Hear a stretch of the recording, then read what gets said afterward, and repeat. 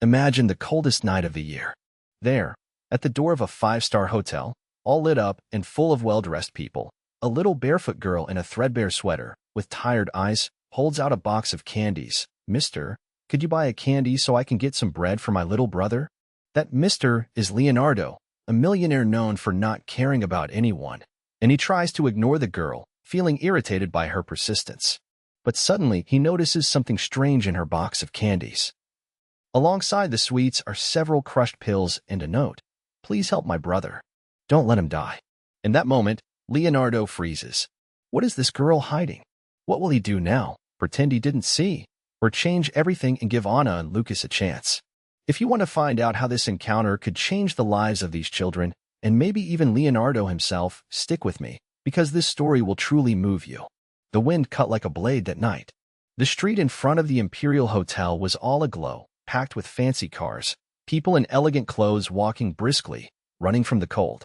You barely know that right there, pressed against the hotel wall, a tiny girl was shivering, wrapped in a sweater so thin it made you shudder just to look at it. Anna hugged her box of candies to her chest. She stared down at her feet, the toes, red and nearly purple, peeking out from broken sandals. Every time someone passed, she tugged her ragged sweater tighter, trying to cover herself, but the wind slipped in easily.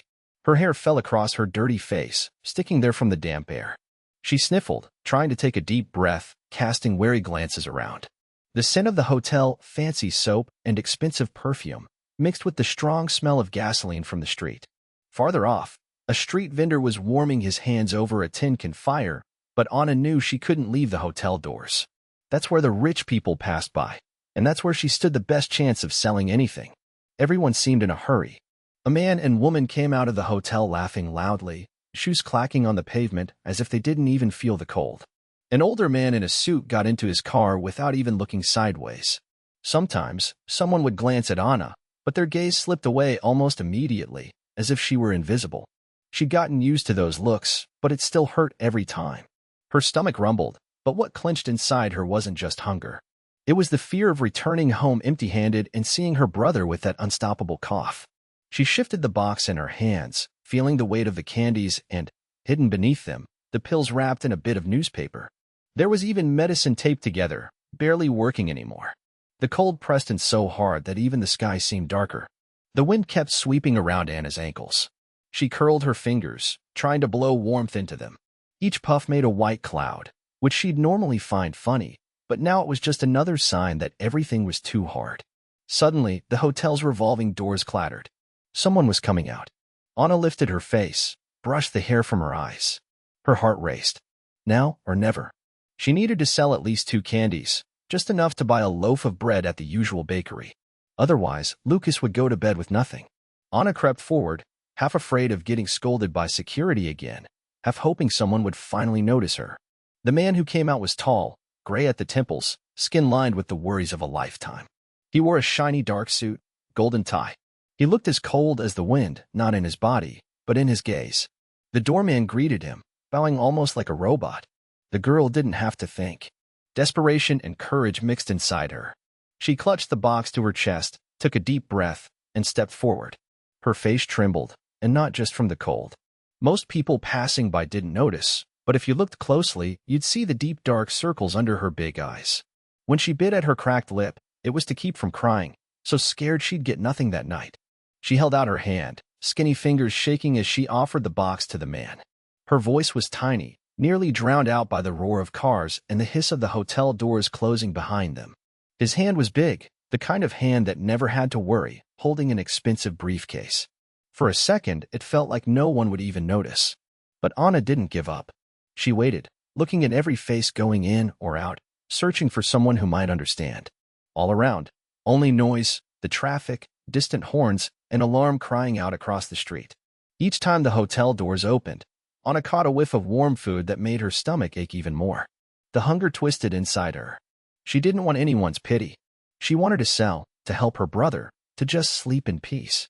But no one seemed to see a child. It was as if she were a ghost, just another shadow on the freezing street. 3, 5, 10 minutes passed. Anna looked at the candy box, then back at the hotel, feeling a spark of anger and guilt mixing. She remembered Lucas coughing, burning with fever. She shut her eyes, pressed her lips together, holding back tears.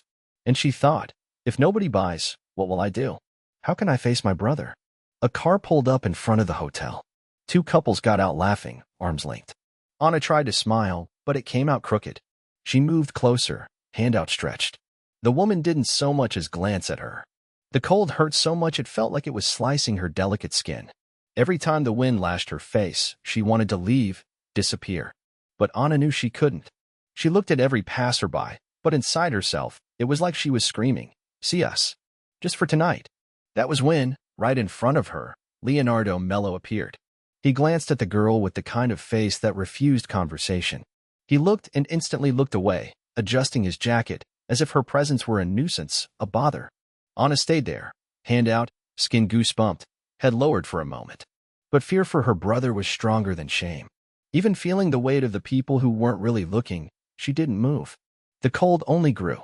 She tasted salt in her mouth, not even sure if it was from tears or just the wind making her eyes burn. The sidewalk felt like it wanted to swallow everyone who didn't belong in that world of lights and red carpet. And there she was, trying with all her might not to be just another lost shadow in the dark. The revolving hotel doors made that muffled noise, spinning as if to shove the cold inside. In the lobby, everything was warm and bright, all glass and well-dressed people. Outside, the world felt like another planet. The wind cut in. The trees along the sidewalk shook, lighter leaves flying until they smacked against car tires. The street was damp, tinged with old rain and exhaust fumes. Leonardo walked out checking his watch, eyes locked on his phone. He spoke quietly but with his jaw clenched, the way someone pretends to be calm when really they wish they were anywhere else. His car was already waiting, headlights on, driver at the ready. People like him never pause on the street for long, but today the call was a tricky one. He nearly stumbled in his haste just as Anna appeared, like a ghost risen from the pavement. "Mister, will you buy a candy?" "That's all." A girl's voice squeezed thin by the wind. He barely looked up, walked right past, made that quick shooing gesture with his hand. But Anna stayed. She didn't shout, she just held out the little box. Her fingers poked from the sleeves of her torn sweater, only the tip showing, red from cold. Her sandals were so worn out that her toes poked through the holes, smeared with dirt. Leonardo felt a flash of annoyance. He'd had a terrible day, problems that never got solved. Everyone wanting favors, everything piling up on him. He'd had enough. He just wanted to get into his car and forget the world for 5 minutes. He looked at her, but it was that look from above, from someone too tired to even be bothered. "I said no already," he answered, barely thinking. He went back to his call. The driver glanced over, probably used to scenes like this. But Anna didn't budge. She hugged the box tighter. It wasn't the rudeness that hurt most, but the emptiness between her and the rest of the world. It was like no one saw her at all. Her shape on the pavement blended right into the grayness of the night, fading into the rain that was starting up again. Leonardo got into his car, slammed the door, but from inside he saw Anna still there, not moving. Why wouldn't she just leave? In the back seat, he'd hazed the window, and yet he couldn't get the girl's eyes out of his mind. There was something in that gaze, something strange. Not just pleading, but a silent, urgent call for help. The driver waited for instructions, but Leonardo was silent for a moment. The phone still buzzed. Someone on the other end asked, "Mr. Leonardo?" He didn't answer. He just looked at Anna outside, now pressed against the hotel wall, trying to warm her hands, blowing on them. The rain picked up.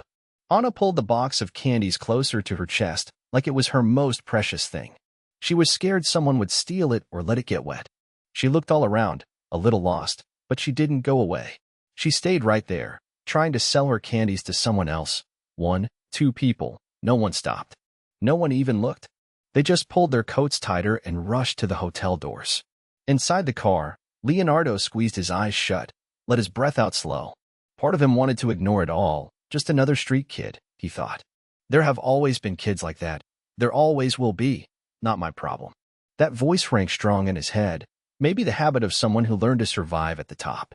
But something else kept poking at him, a memory, maybe. His own daughter's face, who he hadn't seen in months. Their last birthday party together, a room full of gifts and not a single real smile. A guilt he'd never been able to name. When he opened his eyes again, Anna was down on her knees, trying to gather some candies that had fallen out. The paper note tumbled away in the wind. She chased after it, stumbled, scraped her knee on the wet ground. She didn't cry. She just pressed her lips together, checked quickly if anyone was watching. No one cared. Leonardo felt something bitter rising in his throat, something like anger, but not at her. Maybe at himself. The car window fogged right over, blurring the outside world. He told the driver to wait. Opened the door again, cold wind rushing into the car. Leonardo didn't really know what to do or say himself. He just kept watching Anna, saw her wiping off her knee with hands almost blue from cold, frantically putting the candies back in the box, desperate not to lose a single one. "Don't you have a home?" he asked awkwardly, voice smaller. Anna glanced at him. She didn't answer right away. Looked down at the ground. The silence between them was strange, heavy. He realized he was talking to someone so used to swallowing her tears, she didn't even have the strength to ask for help anymore. Now the rain was just a thin curtain, making the puddles glow under the lamps. The city's faraway noises, cars, horns, a siren, faded into the background. Here, there was only the cold. The wind crawled up your body and twisted your stomach tight. Leonardo looked at Anna again. This time, he tried to really see. Her hair stuck to her face, her cheeks dirty, but her eyes alert, almost frightened. He wanted to say something, but no words came. Deep down, he knew there was more going on than just candies. A wound much deeper than he was ready to face. But now, pretending he hadn't seen wasn't an option. They stayed quiet for a while, the city rolling on, indifferent. Leonardo realized, almost without meaning to, that this cold night, this child, had worked its way into him in a way he couldn't shake off. The girl hugged the grubby box tighter, as if trying to hide what was inside. It seemed a small gesture, but he saw it immediately. Leonardo started to walk away, but couldn't help looking again at those trembling little hands. The cold refused to let up, wind so sharp it made even the golden lights of the hotel look icy. He scowled automatically and tried to push the box away, refusing it. But in that push and pull, the old lid bent open, and for a split second he noticed something odd. It wasn't just the colorful wrappers. There, among the sticky, half-melted candies, were a few battered pill packs. Medicine. You could just make out the faded name, paracetamol and something else he didn't know. Stuffed between them were crumpled pieces of paper, childish scribbles with smudged ink and mistakes. Anna grabbed one of them, so hard it crumpled even more. "Please don't touch that, mister," she whispered, shrinking into her torn coat, trying to hide the box against her chest. But he didn't stop. He picked up one of the papers, his big fingers trembling for some reason other than the cold, as if he'd suddenly broken into a sweat in just one hand. The damp paper, almost tearing, read, "Please help my brother. Don't let him die." The writing was shaky, a little kid's, marked with tiny water stains, maybe rain, maybe tears. The silence seemed to swallow everything.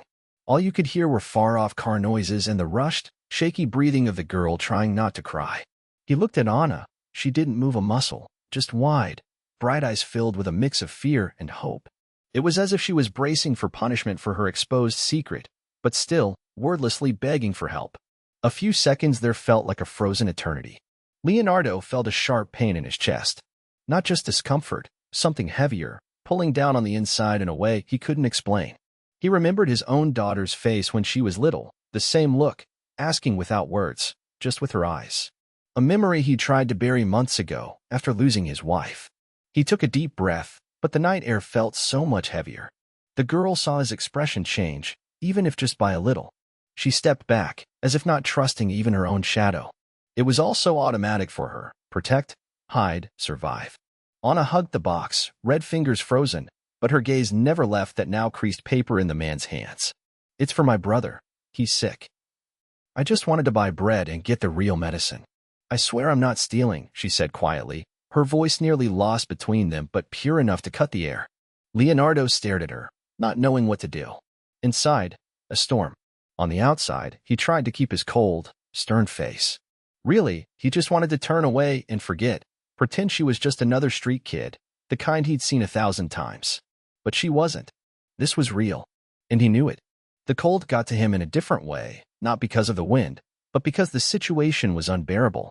Seeing that child, so alone and shivering, trying to hide not the sweets but the agony of not knowing if her brother would even last another night.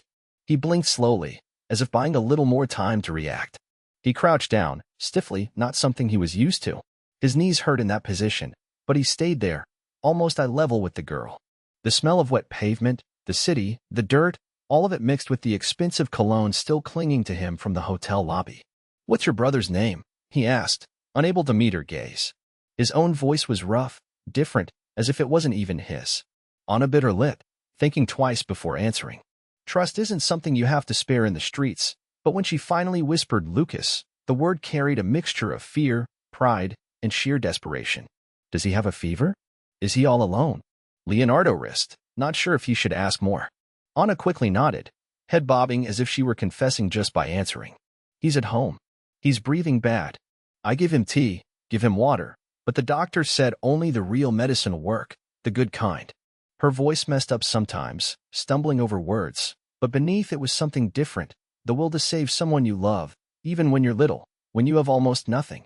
Leonardo drew a long breath, cold air burning his throat. He realized he was crouched there on the curb with a street kid under a hard sky. He thought of all the meetings, investments, numbers that spun through his office on the other side of town. None of that mattered here, at the edge of the sidewalk. There was only this girl in the note, almost pleading. Please help my brother. Don't let him die. That's when he felt the full weight for real. It wasn't just any old note. It was the lives of two kids slipping between his fingers.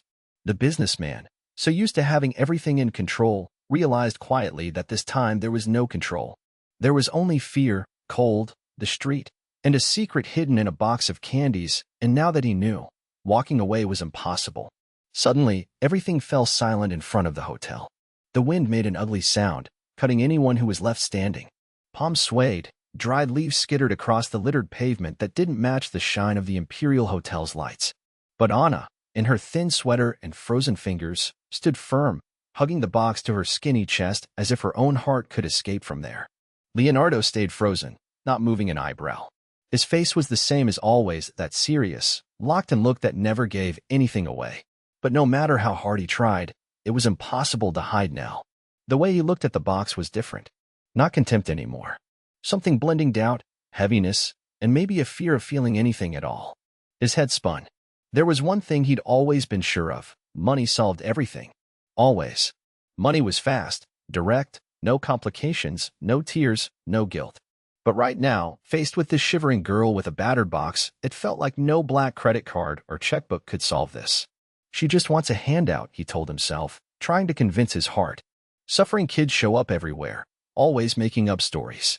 But then again, the image of that filthy note, those uneven letters, please help my brother. And something strange ached in his chest, as if it reminded him of something he didn't want to remember. Anna stared at the ground. She gritted her teeth, trying to speak, her lips already purple. She kept tugging her dirty sweater as if hiding something else, but there was nothing more, just cold and shame. Leonardo looked again at the box. The battered pills mixed with the candies. The kind of despair that hurts just to look at. No matter how hard he tried, he couldn't remember the last time he'd really felt sorry for anyone. Truth is, he'd learned young to shut his heart to other people's pain. That's how you get ahead. That's what everyone praised about him. That guy never cracks. That guy can take anything. But could he? Really? Someone sneezed nearby. Anna. A small, stifled sneeze, almost an apology.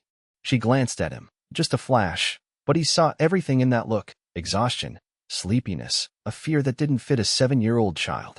And he realized she hadn't asked for money. She wasn't selling for drugs or out of laziness. It was just survival.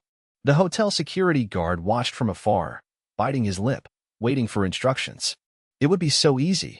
One wave and Anna would disappear, as always happened with kids like these. But Leonardo felt tightness in his chest, something jammed right in his throat. He should ignore it. Just turn his back, call the driver, think of his own problems. Why take on more pain? But the girl's eyes kept coming back, hurting him a bit more each time. Leonardo wanted to say, "Go away, girl. I don't want trouble." But the words stuck to his teeth. The more he looked, the more he remembered. The images came, pushed in by pain. His daughter's pale face, the cold hospital edge, that feeling of helplessness he'd tried to bury since his grief. What was a man like him doing, stuck at the door of a luxury hotel, turned upside down by some random child? Night grew colder still. A cab stopped across the street.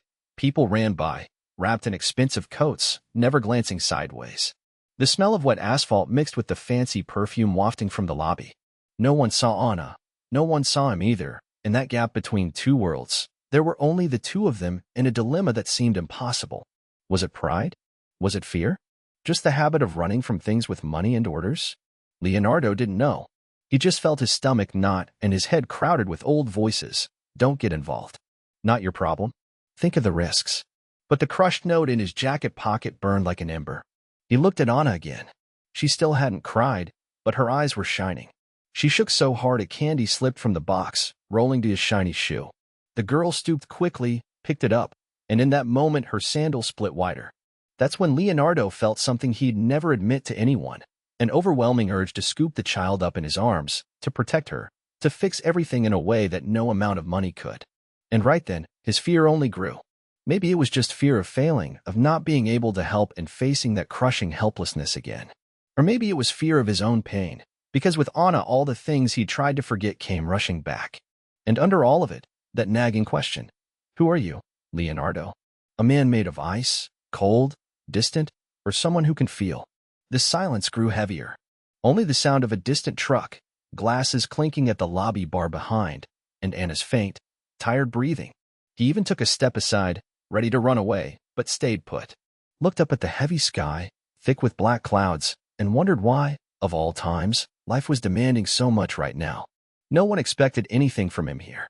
His business partners would call this madness, his family would never approve. But deep down, staring at Anna and the way she hugged that box as if it was the last hope in the world, Leonardo understood. Sometimes life chooses you without asking permission. And right there, with his throat tight and the cold biting, he realized he couldn't just walk away. He was still frozen, not sure if he should talk, disappear, or just take another deep breath. But somehow, in that moment of doubt, the first crack appeared in the ice. And when he finally met Anna's eyes, he knew there was no turning back. His hands ached from the cold, the hard face grew softer. It was a battle of pride and compassion, fear and hope. And in that minute, straddled between two worlds, Leonardo said nothing, but inside, he was already changed.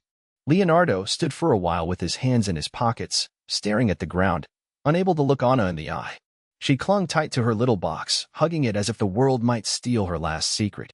The wind stung their faces, icy and sharp, and Leonardo felt as if the city's noise was muffled by the presence of this tiny girl. Taking a long breath, he finally broke the silence, his voice rougher than he liked. "Where's your brother?" That was all. Anna slowly looked up at him, wary. She didn't answer right away. She pressed the candy box tighter to her chest, gazing at her feet, her sandals splitting open to reveal dirty, purple toes. "Show me where he is," Leonardo pressed, half impatient, but also feeling a new heaviness in his chest, a blend of guilt and something else, something almost unspeakable, fear of what he'd find. Anna nodded, glanced over her shoulder as if expecting a policeman to drag her away, and started walking off slowly, without a word. They walked side by side, but it felt like there was an abyss between them. Leonardo tried to walk quickly, but Anna's steps were short. She kept stumbling on cracks in the sidewalk. A few cars drove by with their headlights on high, glaring at their faces for an instant before vanishing into the city's rush.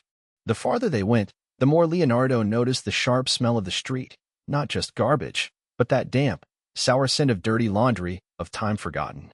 Every now and then, someone shouted from across the avenue, a couple fighting, a frustrated horn blaring. The wind pressed at his back, cold, but hit Anna's tiny face even harder. She pressed her thin lips together, trying not to cry. He didn't know whether to offer his own coat or just keep watching, trapped in his own hesitations. They passed a packed bar, the air thick with frying oil and laughter from warm, well-fed people who didn't give the world outside a second thought. An old man stumbled on the step and looked at Anna as if she were a ghost. No one offered them anything. No one asked a single question. Leonardo felt a strange pang of embarrassment, just to be there, being seen in the company of a girl invisible to everyone but him. After 2 blocks, the luxury of the hotel already felt like a distant memory. Now they walked past dark alleys, yellow streetlights, the shadowy shapes of people sleeping under battered blankets. Anna picked up her pace, even though she was tired. Leonardo heard his own stomach roar, not from hunger, but from anxiety. The air felt heavier, thick with questions for someone who's never really known need. Anna stopped suddenly, looked at him as if asking for silence, and turned aside down a poorly lit concrete staircase. The steps were wet and slippery. "Careful," she murmured, but Leonardo barely heard. He wanted to ask where her mother was, but didn't dare. The alley behind the market was even narrower than he could have imagined. A scrawny cat darted past, terrified, disappearing into a pile of boxes. "Here, The moon barely reached. Everything was shadow. The ground reeked of urine and rot. Instead of shying away, Anna entered without a second's hesitation. The businessman hesitated. His heart jumped in his chest, just like during tough meetings. But this was different. He had never felt so far from his own world. The girl crouched beside a makeshift tent of torn tarps and cardboard. Her eyes glinted with something between hope and desperation. "My brother's here," she whispered. Her hand shook so much she nearly dropped the box. Leonardo didn't know what to do with his own hands. He stuffed them in his pockets, pulled them out, scratched his beard. His expensive watch caught the streetlight for a second, a stark contrast to everything around them. The silence in the alley was unlike the silence of an office. It was heavy with breathing, with fear, with broken dreams, with cold sneaking in through every crack in the tarp. Leonardo felt smaller, much smaller than his bank account suggested. As he waited, he heard a faint hiss, a low cough coming from inside the shelter. His chest tightened, for real. There was a small child there. Anna looked back, furtive eyes sharp. "No one can take him, mister. Or we lose everything." She said it as if she were grown up, but her voice nearly broke. Leonardo remembered the note in the candy box. The girl's sweaty hands, awkward handwriting. "Don't let him die." That echoed in his mind. Sometimes, everything seemed easy. Transfer some money, have someone fix it. But here, there's no bank transfer to buy off a child's desperation. The cold, the stench of dead rats, of sour food, of pity, it was unbearable for someone who came from crisp linens and central heating. Anna disappeared for a moment into the shelter, whispered something, and gestured for him to stay back. Her care for little Lucas was motherly, but with a kind of urgency only someone who's lost too much can feel. Leonardo looked up, gasping for air, facing the city sky polluted, starless. He thought of his own family, of the fights over business, of the rare, real hugs in recent years. The businessman held back tears, tears of rage at himself, pity for them, shame for an entire system. The noise of the cars was distant now. There was only this unlikely shelter, this fragile spark of hope, and Anna, with her tangled hair and turned back, trying to warm her brother with her small, calloused hands. They stayed still for a few seconds that felt like hours. Leonardo felt a kind of fear he'd never known, not the fear of losing money or tripping over a contract, but of failing this little girl. He wanted to tell her, "You won't have to go through this anymore." But he didn't say a word. He just stood there, struggling to understand how the world could be so unfair, and, for the first time in a long while, genuinely wanting to make it different. The ground was barely visible, covered in torn bags, crushed cardboard, something wet that smelled of rotting food and old rain. Leonardo felt his expensive shoes sinking into that cold, careless mess, each step heavier than the last. Anna walked ahead of him, clutching her box of candies, glancing over her shoulder every few seconds, maybe just to make sure he was actually coming along. The alley was dark, darker than Leonardo thought possible. There were lights from the avenue, but inside, where they were going, it was nothing but shadows, a silence that belonged to people hiding from the world. Only the wind rattling a piece of metal and a starving dog barking in the distance. Then little Anna stopped suddenly and looked down, into a stuffy corner where a graffiti-scarred wall met the back of a closed market. Leonardo nearly stumbled into her. There, on a bed of warped cardboard, was Lucas. 3 years old, far too small for so much suffering. The boy's eyes shone, but not with happiness. It was the burn of fever. His face was flushed, skin drawn tight over bone, his cough barely giving him a chance to breathe. Despite all of it, when Lucas saw Anna, he broke into a smile, the kind only children give. A tired smile, but full of love and trust. Anna immediately knelt next to her brother. She pulled up an old blanket, the edges soaked, and tucked it over his chest so tenderly that Leonardo felt a pang he couldn't explain. The boy tried to say something, but his voice came out low, just a whisper. Anna whispered back, told him not to move, said she'd gotten candies and would get bread soon, very soon. Leonardo stood still as the cold wind brushed the back of his neck. He didn't know what to say. His throat tightened uncomfortably. The awful smell of the alley mixed with cheap medicine and fever.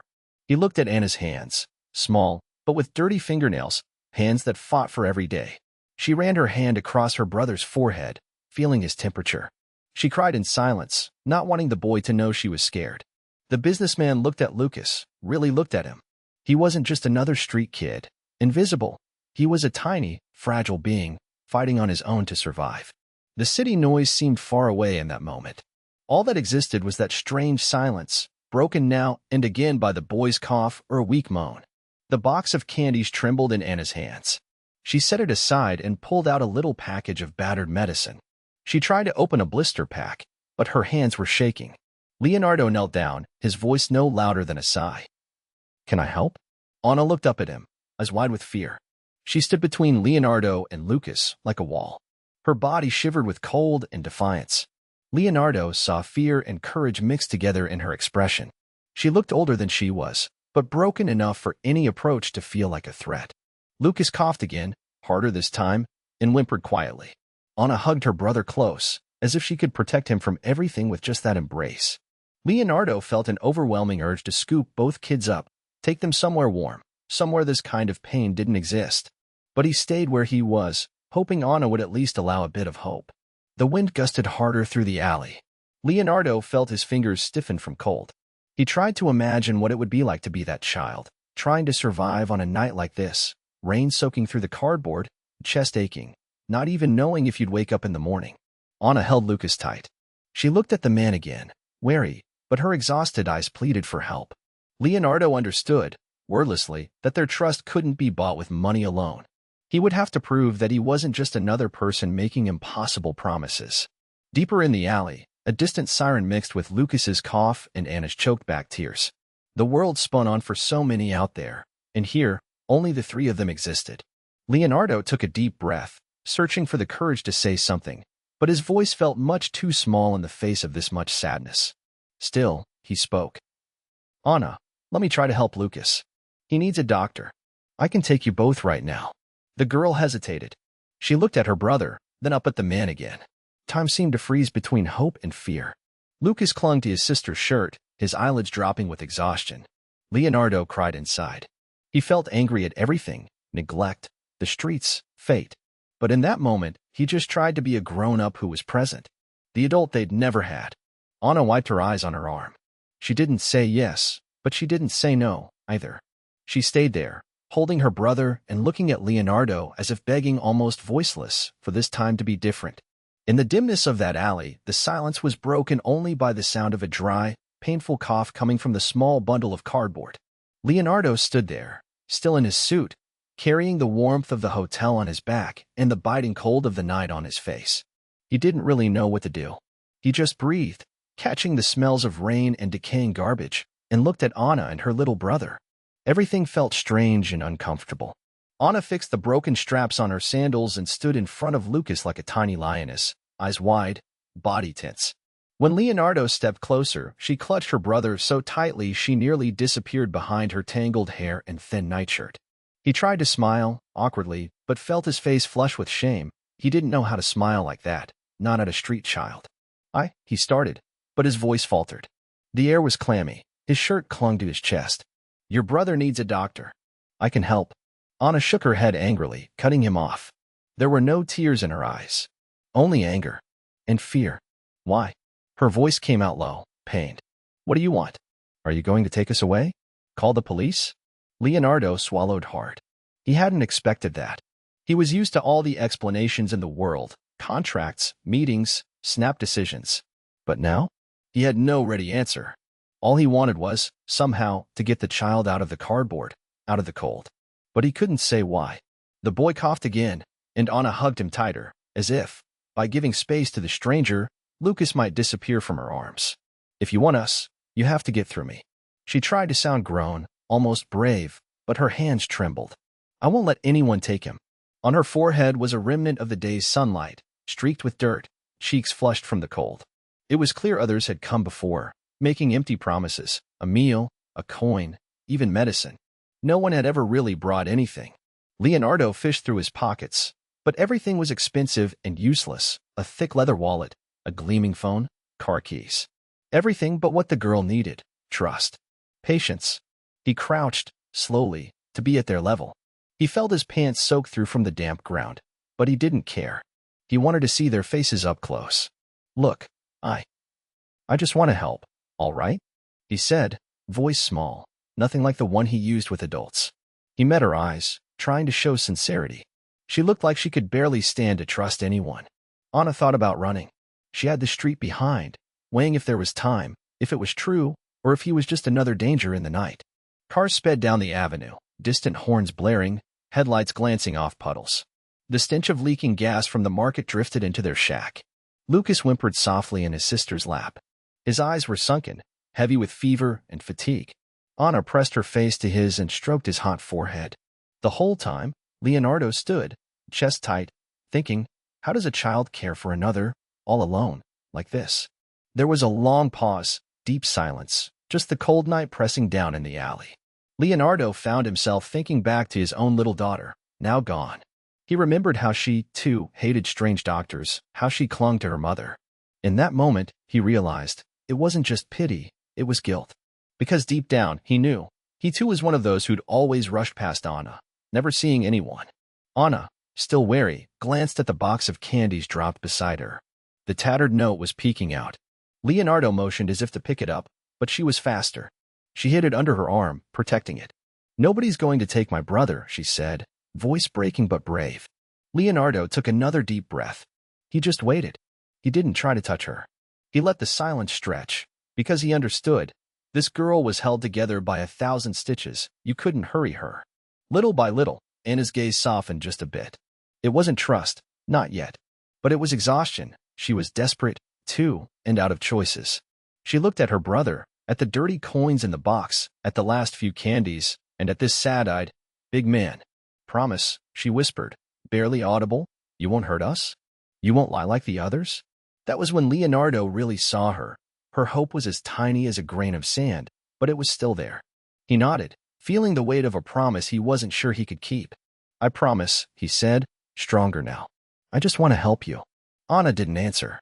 She let him come just a little closer, still wary. And there, in the cold alleyway, everything hung in limbo, doubt, fear, and that fragile hope, just beginning to grow again, small as it was. The wind at the hotel's entrance felt like it would rip the skin from his face. The icy gust stung Leonardo, but he barely noticed anymore. What hurt now was something else, the way Anna looked at him, wary and scared, clutching her little brother as if anyone might be a threat. As if trusting someone was a luxury she'd long since forgotten. He stood still, phone trembling in his hand, watching as messages started popping up one after another. His sister's name blinking on the screen. Don't get involved. Don't bring trouble home. Then a business partner. This will only end in disaster. Think of the scandal. He felt that old urge to turn around, disappear back into the hotel, pretend none of this was his problem. That would be easier, right? That had always been the way. But Anna's look wouldn't let him go. She stood there, never letting go of Lucas's arm, eyeing him with suspicion and stubborn pride. Her thin shirt was no protection against anything. The little boy coughed softly, a deep, hoarse sound. Every cough pulled at Leonardo's heart. He swallowed hard as he dialed. Deep breath. He could see the mist leaving his mouth. It was so cold. He called his driver and spoke low, feeling the hotel security guard's eyes burning into him. Come here now. Urgent. Bring a big blanket. He didn't explain, just hung up. The wait dragged on. Anna never took her eyes off him, watching like a frightened bird. Lucas went limp in her lap, struggling to breathe. Leonardo wanted to kneel down to her level, but hesitated. He didn't want to scare her more. Silence thickened around them. Even with 3 people standing there, it felt like the whole world had gone mute. Only the wind blew, swirling candy wrappers across the ground. And Leonardo felt crushed inside. He, who always controlled everything and lived surrounded by glass and numbers, was shaking now. The hotel security guard, a big man, crossed his arms and approached. Excuse me, Mr. Leonardo. Do you want help moving these kids along? It was mechanical, automatic. Just another inconvenience in the night. Leonardo's answer was almost a reflex. Don't touch them. His voice came out louder than he meant, sharp with a buried anger even he hadn't known was there. The guard looked awkward, drifted away. Anna's eyes grew even wider, scared. More messages. A call from his wife he didn't answer. That voice inside repeating, this isn't your problem, over and over. But he couldn't walk away. He couldn't. The driver arrived, startled when he saw the siblings with Leonardo. He got out quickly, blanket in hand. Doctor, should I call the police? He looked again, really seeing, suddenly at a loss. Leonardo just shook his head. Not the police, just help. Put the blanket around her, please. The driver, clumsy, tried to wrap Anna up, who resisted, clutching Lucas tighter.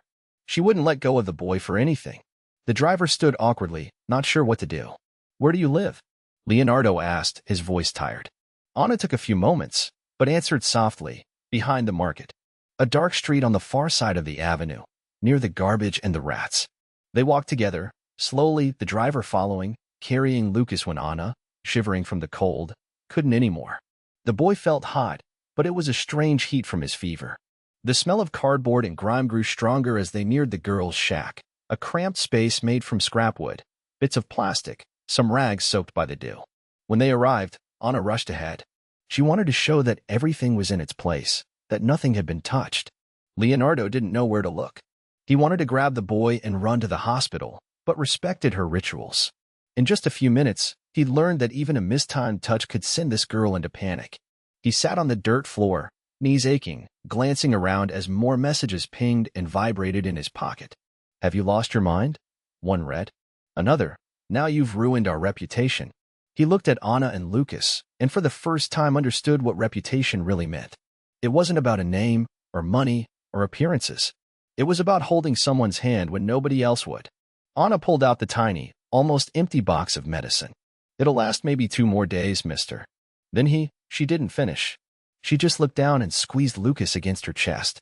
That note Leonardo had seen hours earlier was still stuck to the candy box. Anna's wobbly handwriting. Please, help my brother. Don't let him die. It was simple, but heavier than anything. He stayed there, breathing deeply, afraid of what would come next.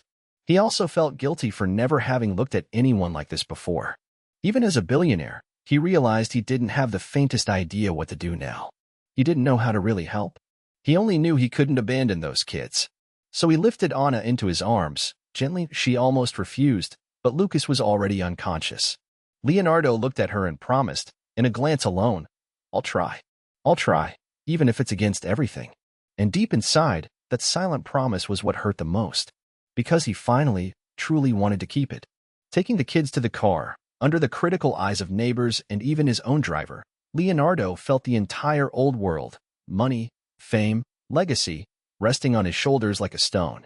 But for reasons he couldn't name, for the first time he chose not to listen. And he went. The hospital was blazing with light, those white bulbs that rob you of your sleep. Inside, it was warm, but not in a comfortable way. It was a suffocating heat, heavy with medicine, people coughing, machines beeping in the distance. In the hallway, Anna didn't care anymore about anything outside. She only felt the cold on her legs, despite the heater. Her sandals were soaked from the rain, the cuffs of her pants stiff and filthy, like a second skin that offered no protection at all. She squeezed Lucas's hand tightly. The little boy shivered, eyes closed, breath ragged and wheezing as if he were trying to draw air from the depths of a well. With every cough, Anna cringed further into the hard plastic chair, wanting to hold the fragile boy together with nothing but worry. Several nurses passed by. Some whispered, glancing at Anna with pity, but always keeping a little distance. A short, blonde nurse crouched by and spoke softly, asked if Anna wanted water, called her sweetheart, but Anna only shook her head. She was tired of pitying voices. She preferred silence. Leonardo stood at the far end of the corridor, half turned away, staring at the floor, then at his watch, then fiddling with his phone like he might find answers there. But really, he was watching Anna, not directly, always out of the corner of his eye, like someone afraid to show how they feel. His face was tense, scruffy beard growing in, eyes deeper than usual. Once in a while, he ran a hand through his hair, impatient, looking so out of place in this world of suffering. In the middle of it all, Lucas whimpered. Another harsh cough. His little body went stiff, his fat feet poking from under a thin sheet. Anna leaned in, laid her palm on his forehead.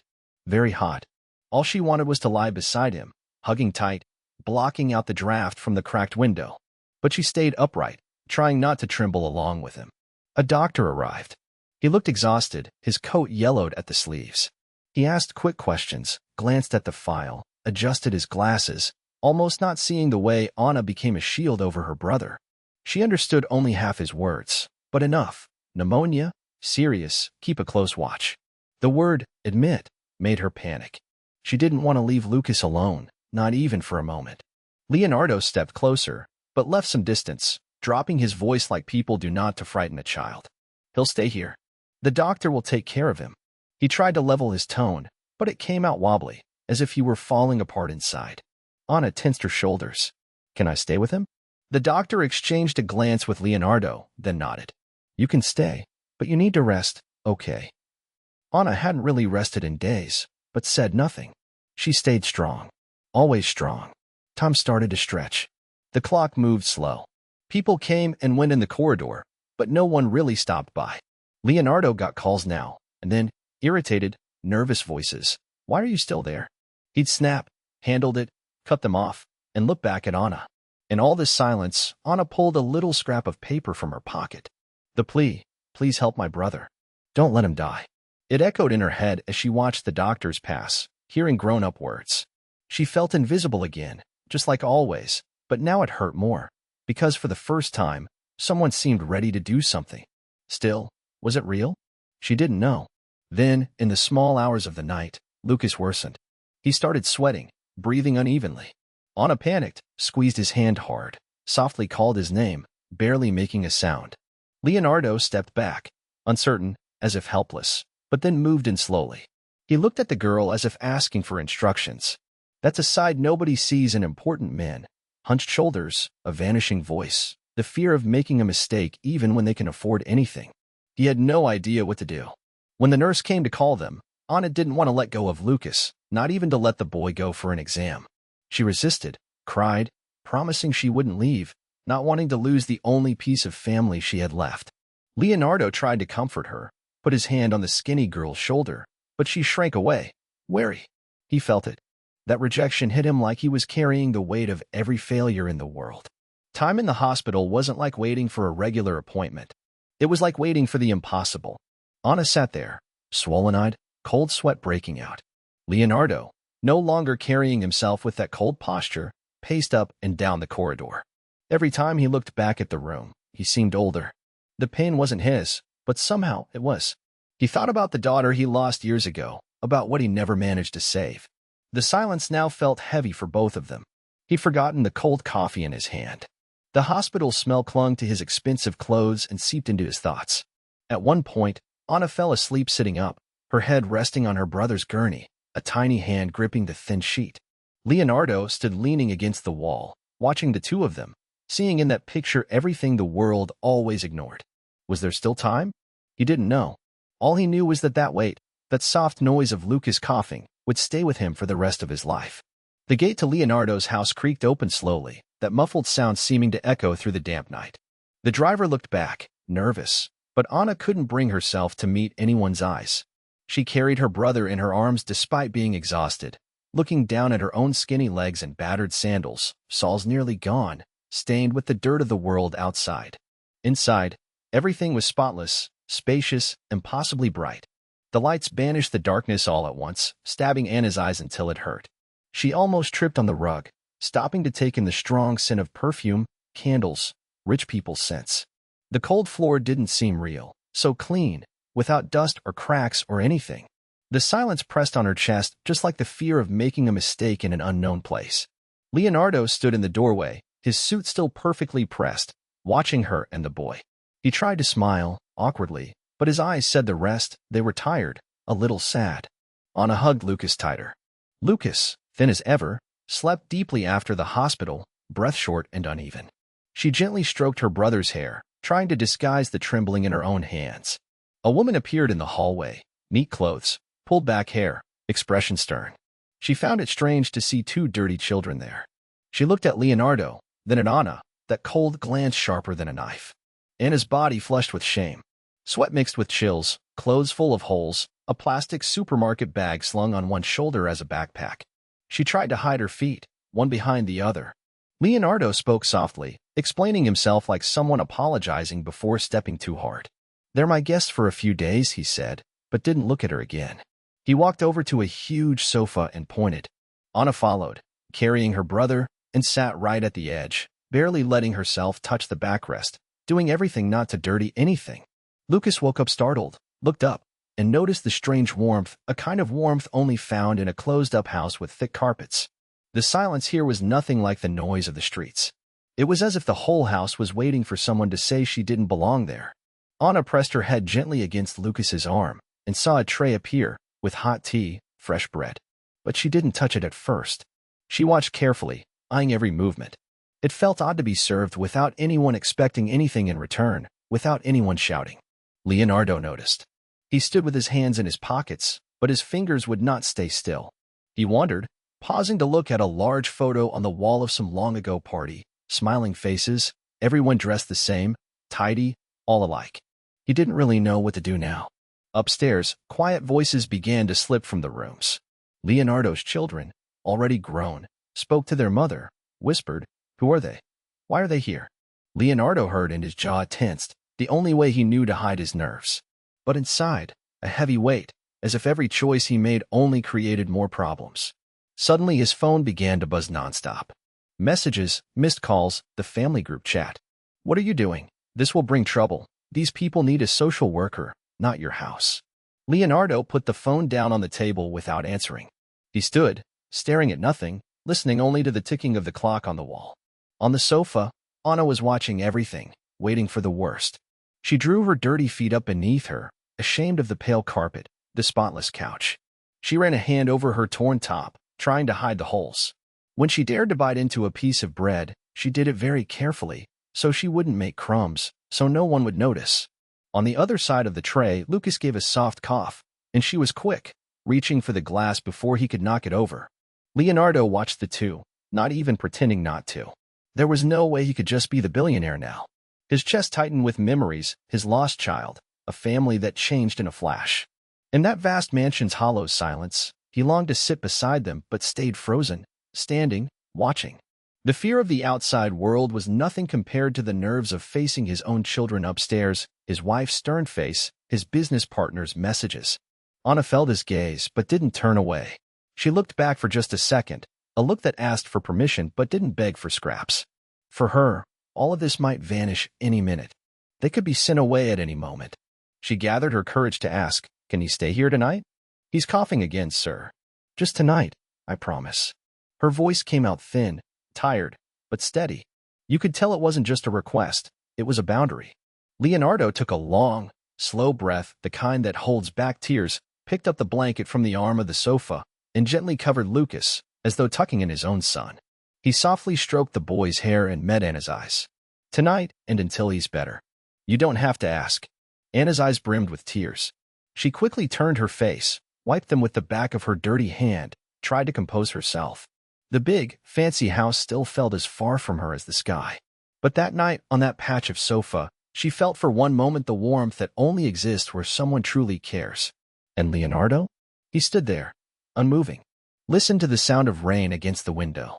Let the phone ring and ring unanswered. Because at that moment, nothing was more important than that strange silence and the fragile breathing of two small children, nearly drifting off again under the unlikely warmth of the coldest house in the world. The phone wouldn't stop ringing.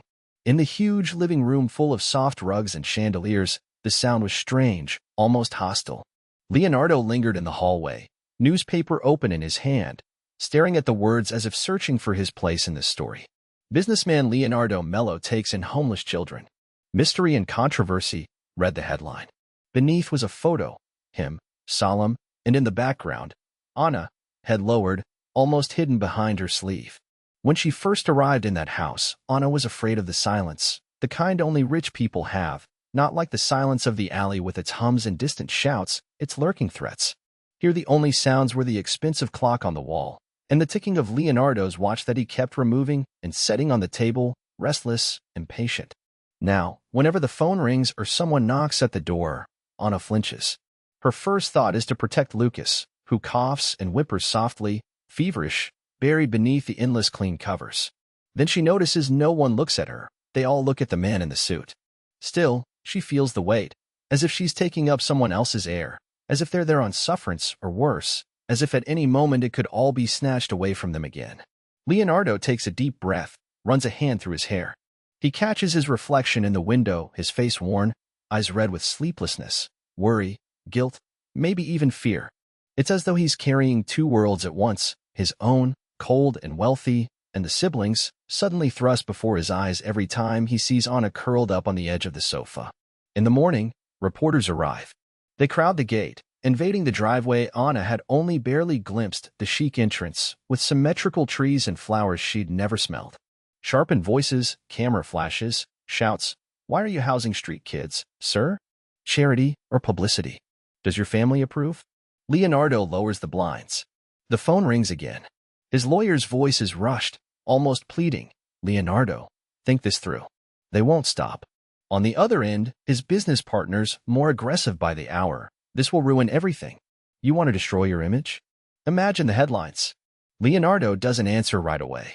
He paces the living room, looks at the garden, returns to the bedroom door where Lucas sleeps, coughing harder by the hour. He observes Anna, sitting by the bed, carefully tending to the dwindling medicine, redoing her brother's bandage with what little she has. Gauze, hope, fear. She says nothing. Since early that morning, she knew something had changed. Before, he was just another adult who might come or go. Now, everything in her silently pleaded, please, don't be like the others. Don't disappear. But Anna doesn't say a word. She just watches. When Leonardo passes, she hides her crumpled scrap of paper, a note she wrote on the coldest night of the year, handwriting shaky with dwindling hope. The atmosphere in the house is heavy, suffocating, not like the chill of the street. It's the heat of fear, uncertainty, the news leaking in under closed doors. Lunch is served in silence. The housekeeper sets Leonardo's plate, but he just pushes the food with his fork. He asks for some soup to be set aside for Anna and Lucas. Anna appears at the kitchen door, tiptoeing in as if apologizing for existing.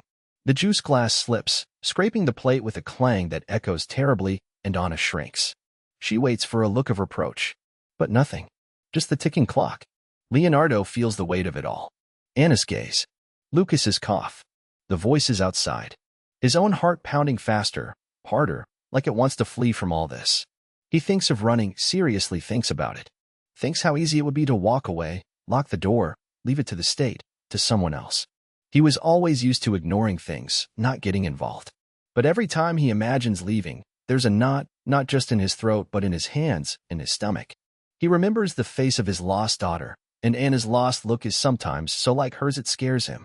He gets angry, at his partners, at the press, at himself, at everything. But he can't go. He goes upstairs, closes the door, and for a few minutes, listens only to the suffocating silence of the mansion. Anna hears everything, softly, from the half-open doorway. She reads the room better than most adults. She's seen grown-ups change their minds, vanish out of nowhere, and she's scared it'll happen again. Her chin quivers a little, but she takes a deep breath, squeezes her brother's arm, and pretends for him that everything's fine. She pulls the blanket up to his shoulders, arranges Lucas's broken toy by his pillow, hoping he'll dream of something good, even in the midst of pain. She misses her mom. That scent, that warmth, a lap to curl into. But she knows asking for too much just hurts more. So she stays quiet, looks up at the ceiling and waits.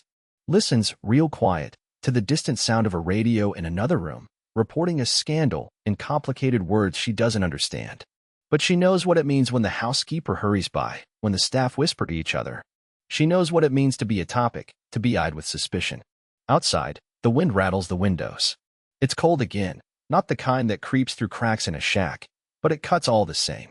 Anna presses her forehead to the glass. The reporters never leave, always waiting, filming whoever comes and goes, hoping for a slip-up, a scandal. Anna wonders if it would have been better to have stayed hidden, never said anything, never asked for help. Is this what brings bad luck? Is everyone angry because she asked for too much? Leonardo passes in the hallway again, finds Anna staring out at the garden, looking so small for such a big window. He wants to speak, but the words won't come. He can only rest his hand on her shoulder, a little awkward, but steady, as if to say, without saying, I'm still here. Anna doesn't return the gesture, but she doesn't pull away either. She stays there, feeling the warmth of his hand a second longer. Closes her eyes, trying to hold on to that feeling, as if it were a loose thread of hope. On the other side of the house, someone calls for Leonardo. More calls, more bad news, more threats of scandal, of exposure. He hears it all, but this time he doesn't go. He sits in the armchair in the living room, face worn, tie loosened, as if in some silent battle he's finally chosen to stay. Outsiders might call it pride, vanity, or stubbornness. Only he knows the struggle, to follow his heart, even when everything, everyone, tells him to run. The hospital is freezing. You can hear the air conditioning roaring up in the ceiling, but it feels like Lucas's fever is what's made everything colder. The boy lies on a bed too big for him, lost among the sheets. His face flushed, breathing shallow, every breath seeming to burn from the inside. Nurses come and go, adjusting machines, whispering to each other. No cartoons, no toys, no sound of children running around. Only the thin beeping of the monitors, the tense rhythm of the machine marking each beat of Lucas's small heart. Anna sits on a hard bench outside in the corridor. She doesn't sleep. Her eyes are swollen from crying, but she doesn't make a scene. She just sits there, hunched up, clutching a crumpled bag of candy, probably leftovers from the box she used to sell, brought out of fear of losing everything at once. Her teeth chatter sometimes, but it's more nervousness than cold. She keeps glancing at the door, waiting for someone to say everything is all right. Waiting for a miracle. Leonardo doesn't look like the man he used to be, you know? The one everyone fears in meetings, who never flinches at anything. Now he's in the corner of the hallway, his expensive jacket thrown over a chair. He rubs his face, fatigue carved deep into his eyes. He stares at the floor, as if searching for answers in the tile scuffed by so many shoes. He's here, but somehow far away, anxious fingers twisting as he tries to hide his fear. The doctor comes out of the room and stops in front of them. Looks at Anna, then Leonardo, and just slowly shakes his head. He speaks quietly, but each word is heavy. His condition's worsened. He needs to fight back now. We're doing everything we can, but... Anna bites her lip, squeezes her eyes shut as if trying to hide from the pain. You want to gather her up, that girl so small but so strong. She doesn't ask anything else. She just whispers, "Please, doctor, don't let my little brother die." Her voice falters, as if about to vanish. Leonardo notices, sees her trembling hands, fear plain in her face, and something inside him breaks. He looks at Anna, searching for something to say, but nothing comes. Not money, not fame, not power could help now. The boy's fighting for his life, and he's never felt so helpless in all his existence. The night drags on. Outside, a fine rain taps at the window. Cars rush by, their horns cutting through the quiet of that place. In the corridor, everything's still. Only Anna, clinging to a hope that doesn't come. Leonardo gets up, goes to the coffee machine, and comes back with a tiny paper cup, but no one really wants it. The nurse enters and quietly says only one person can go in. Anna stares at the floor, ashamed just to exist, but doesn't move. Leonardo kneels and says, trying to sound calm, "Go ahead, Anna. Your brother needs to hear your voice." The girl slips into the room without looking back. Leonardo is left alone. The white corridor, the smell of medicine, the most complete silence he's ever felt. He's never been one to pray. But this time he bows his head, folds his hands, and, not sure what to say, mumbles a plea. Not sure anyone's listening, but he tries anyway. "I know I don't deserve it. But save Lucas. For her. Not for me. Just for them." Inside the room, Anna climbs onto a chair, places her face on Lucas's pillow and strokes his feverish brow, burning like a hot iron. She speaks in barely a whisper, so only her brother hears.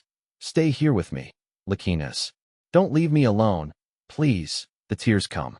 She tries to wipe them fast on her sleeve, always telling him not to be scared, that it's all going to be okay. But now, even she's having trouble believing it. What's scariest is the silence, you know? Between each shallow breath, only the beep of the monitor. That's all that remains when hope starts to fail. Anna closes her eyes and, in her own way, prays too. Asks for her mother to come, for God to help, for any angel to give her brother a breath of strength. The fear of losing her only family squeezes her chest until she can hardly breathe. Leonardo waits outside, slumped against the wall. He remembers his daughter, his lost son, those days in hospitals that only led to pain. Now he sees another chance before him, and that he has no control over anything. He wishes he could take Anna's pain, wishes he could swap places with Lucas. For the first time in his life, he'd give away every fortune just to hear that child's voice again, or a laugh, anything besides this hospital silence. The minutes drag by like hours. The nurse calls to say Lucas is getting worse. The doctor returns, asks permission to sedate, talks about risk, about faith. Anna squeezes Leonardo's fingers, seeking strength in his. The businessman feels the urge to cry, but swallows it.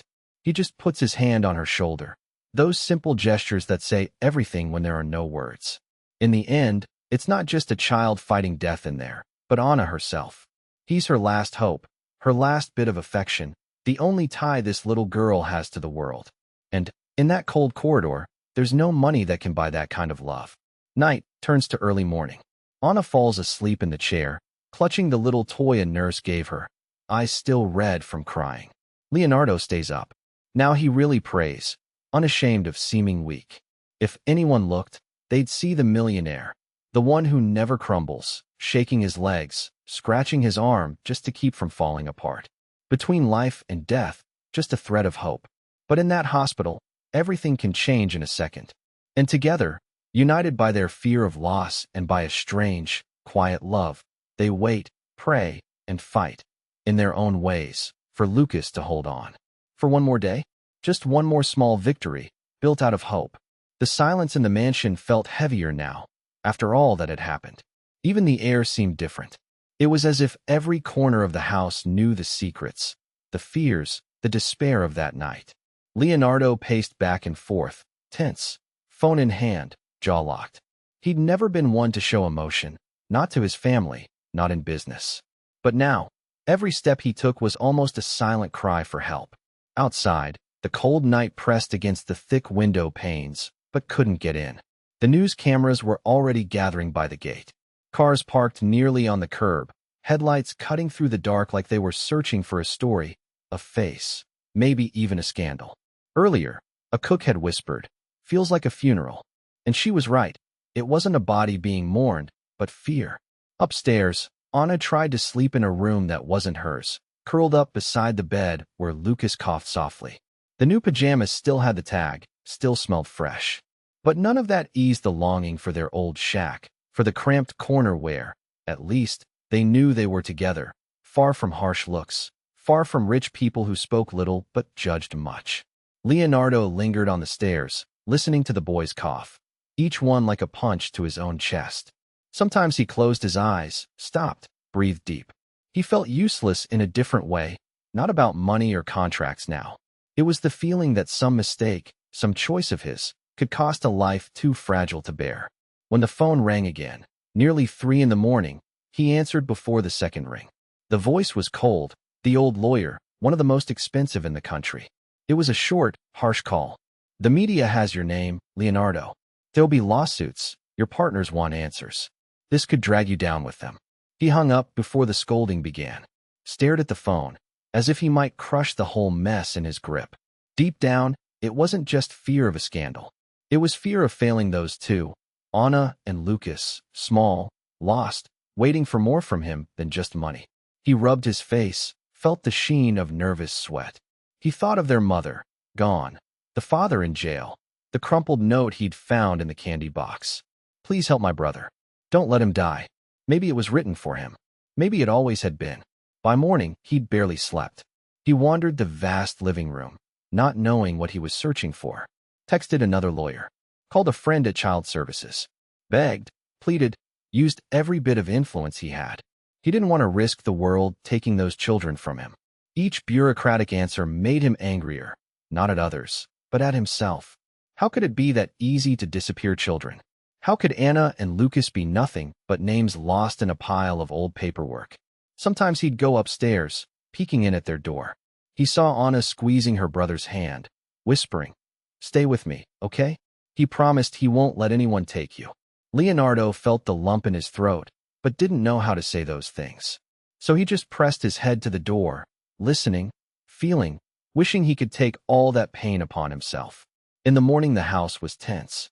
2 employees quit, said it was too much. "For our position, doctor, the press can ruin you." Leonardo just watched, didn't ask them to stay. Not now. What mattered were the 2 kids upstairs. When the press tried to push through the gate, he went out himself. The cold wind stung his face, cameras pointed like arrows. A reporter asked point blank, "Why, Mr. Leonardo? Why get involved?" He was silent for a moment.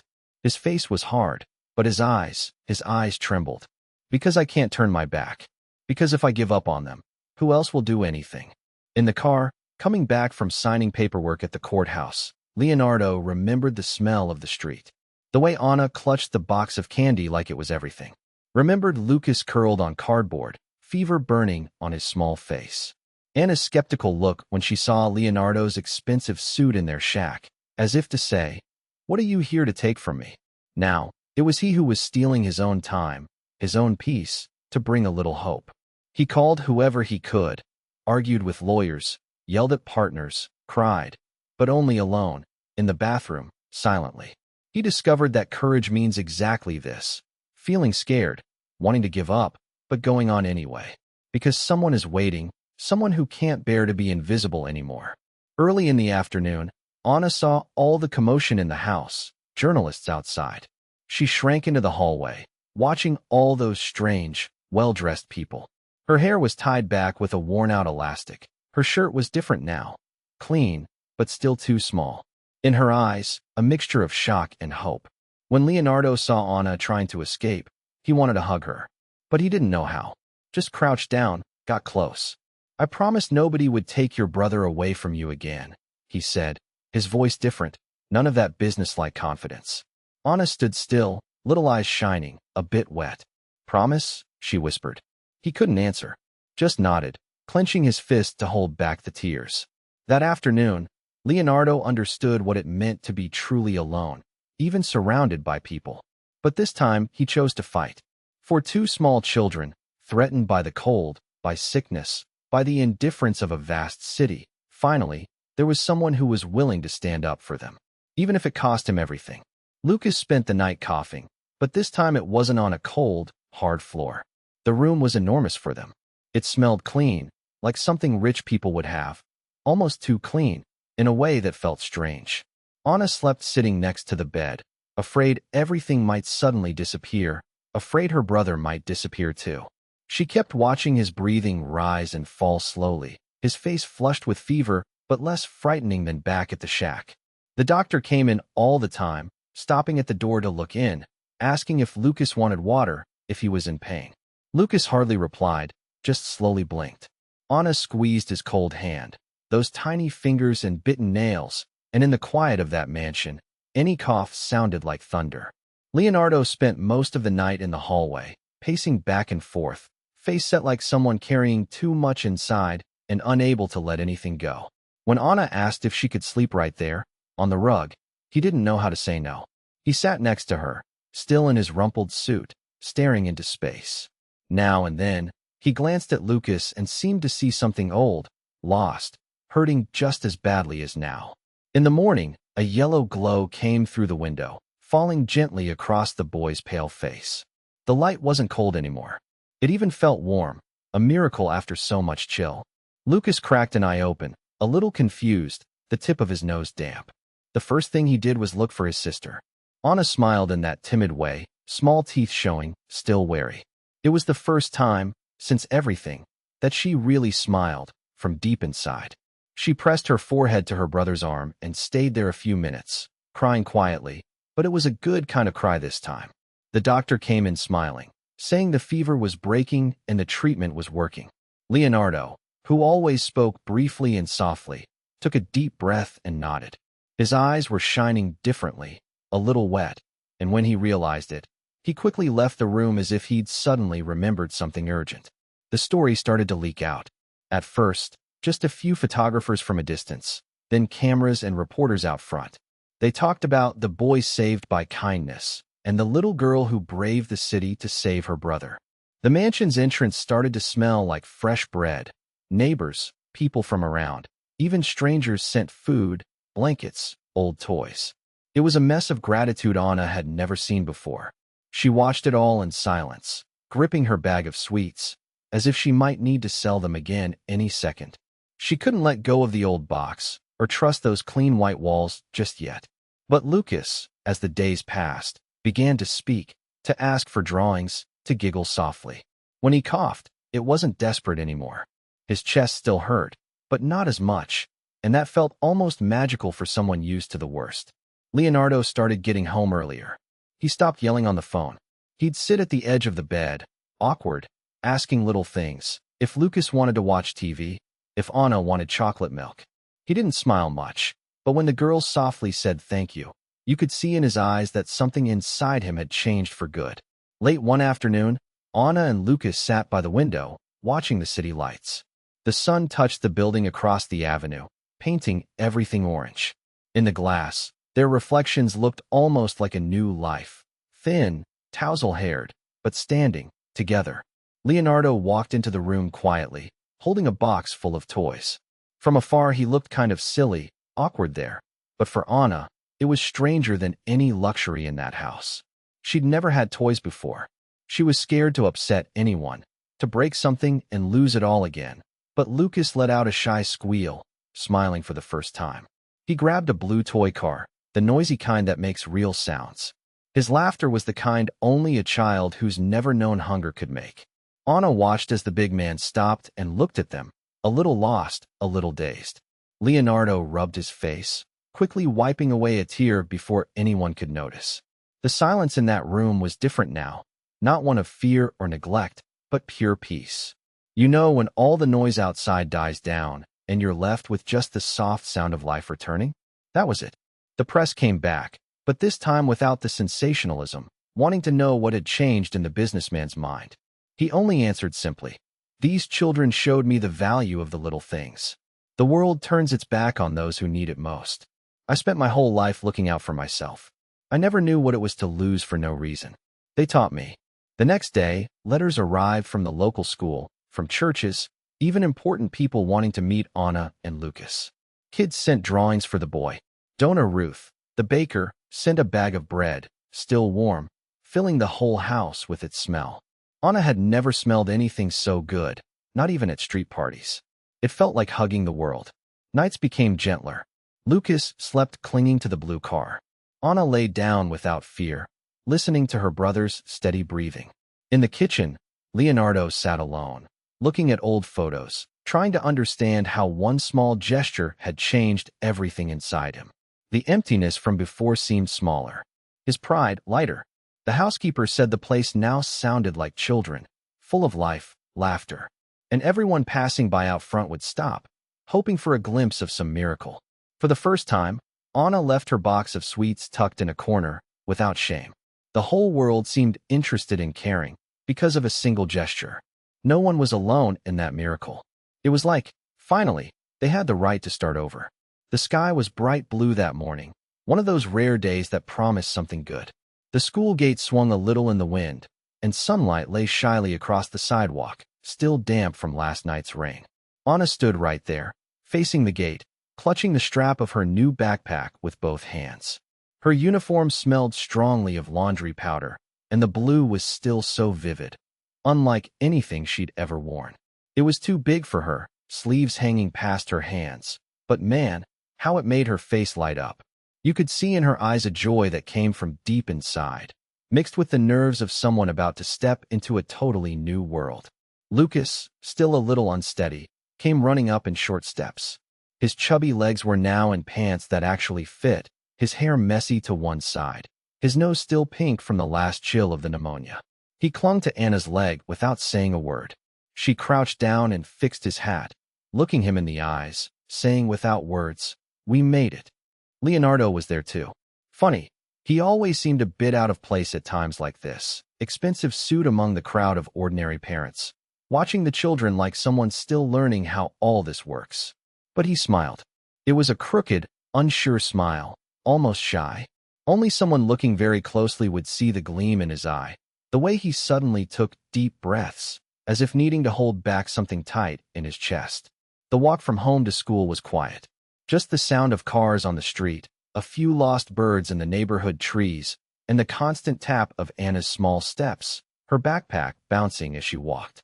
In the middle of this silence, Anna glanced to the side, saw Leonardo fiddling distractedly with his phone, stopped, tugged at his suit sleeve. When he looked down, Anna just grinned, showing all her teeth. "Thank you, Uncle Leo," she whispered, her own shy way, eyes to the ground. Leonardo didn't know what to say at first. He paused, searching for words, but ended up just nodding and gently squeezing her small hand. At the gate, it was time to part.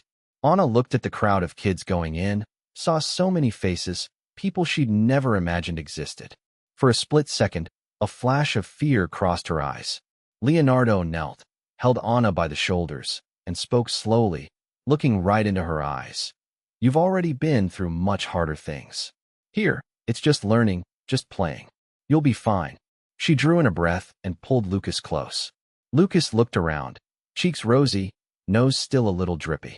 He looked at Leonardo, half wary, half needy. The face of a child who'd gone too long without a lap, without anyone they could call their own. The school principal, with the gentle voice of someone who's cared for a lot of children, came out to meet Anna. She stopped in front of the girl, tucked her hair behind her ear. "You look beautiful in that uniform, Anna," she said. Anna hugged her backpack even tighter to her chest, her eyes shining bright, a mix of pride and fear of the unknown. For a moment, everything seemed to pause.